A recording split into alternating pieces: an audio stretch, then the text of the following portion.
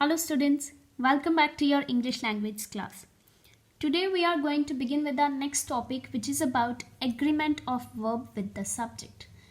But before beginning with that, what are these very things? What is subject, verb and agreement? So here it is, subject is doer of the action. Doer means the very person or the thing which is performing that very action. That will be your subject. See the example over here. Sham is reading a book. In this very sentence, who is reading the book? Who is doing the action? That is Sham. So here in this very sentence, Sham will be our subject. Next comes the verb. What is verb? Verb is action or the state itself. Any particular action like crying, sleeping, writing, running, any main action, that will be your verb. And your state also, in which very state it is, present state, past state, singular, plural, all those very things will come under this very section. Most probably state is interpreted by is, am, are, has, have, been, was, were, all those will comes in the section of the verbs, and those will be helping verbs. Your main verb is categorized into two main categories. Those are the main verbs and the helping verbs, and your action comes under the main verbs and the helping verbs comes in the state. Now next comes, what is this agreement? What is agreement? Agreement means the verb should be of the same number and person as the subject. Means your subject as well as the verb, both should agree with each other. If your subject is singular, your verb should also be singular. If your subject is plural, your verb should also be plural. See here in this example, Sham is reading a book. Sham is a singular subject, one single person, one single thing. So your verb should also be singular. So in this chapter, we are going to read about different rules which will help us to find out that which subject will be applied here with this very sentence.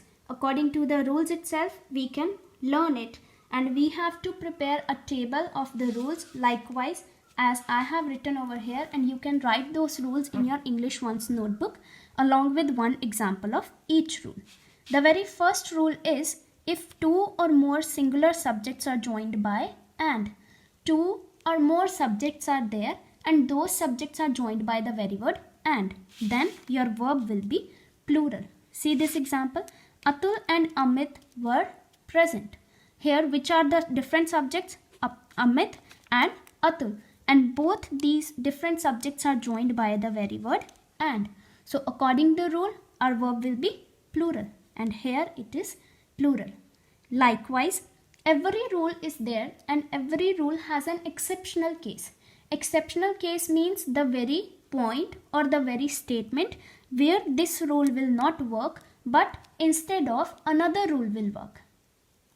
Like if two singular subjects are referring to the same person or the thing and are joined by the very word and. Both are joined by and. According to rule, our verb should be plural. But if they are representing one single idea, one single thing, then our verb will be singular. For example, the poet and statesman is dead. Here the poet and statesman, the person about which they are talking about is one single person who is both. He is poet as well as a statesman.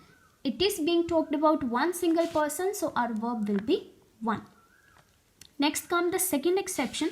If the two subjects represent one idea, then our verb will be singular. See here, rice and curry is my favorite dish.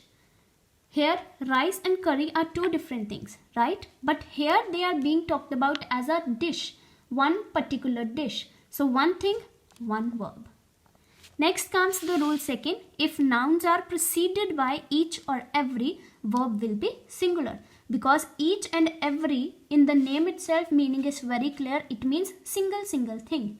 And if our subject is singular, our verb will be singular. It's but obvious. Then the rule third. When two or more subjects are joined by or, but, neither nor, either or, our verb will be singular. You have to write these rules in your English One's copy and you have to revise it.